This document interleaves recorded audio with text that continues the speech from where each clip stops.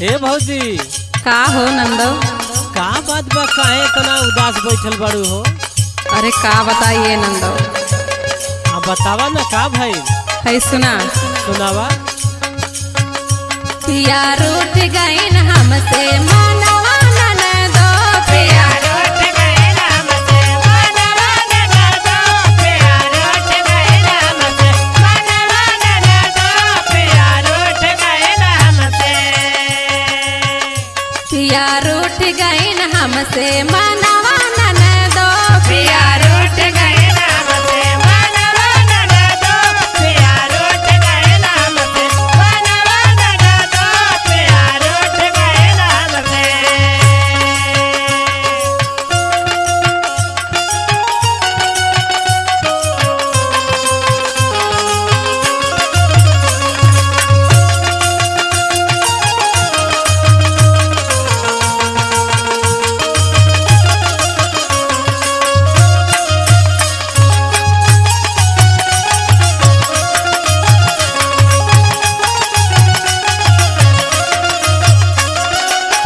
कहो भौजी, का हो नंदो?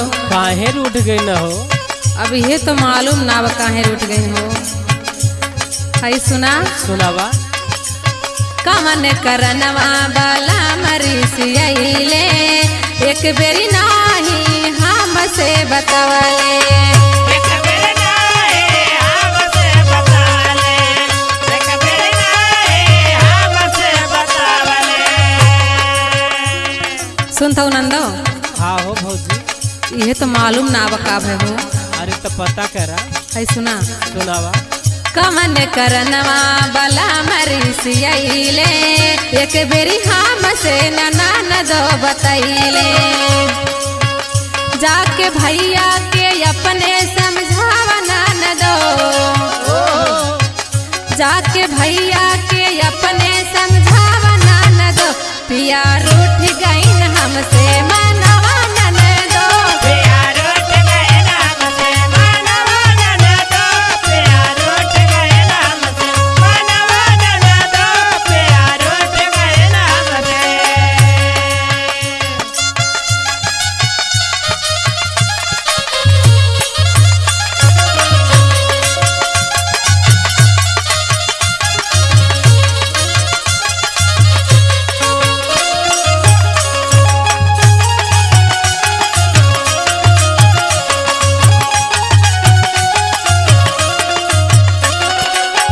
ए भौजी, का हो नंदो?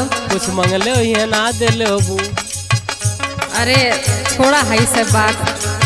है सुना। सुनावा। हथबा पटक के झटक दिहले बलम के, ना जाने कवन ताव चढ़ के सजन के, ना जाने कवन ताव चढ़ के सजन के, ना जाने कवन ताव चढ़ के सजन के। हथबा झटक पटक दिहले बलम के, ना जाने कवन ताव चढ़ के सजन के,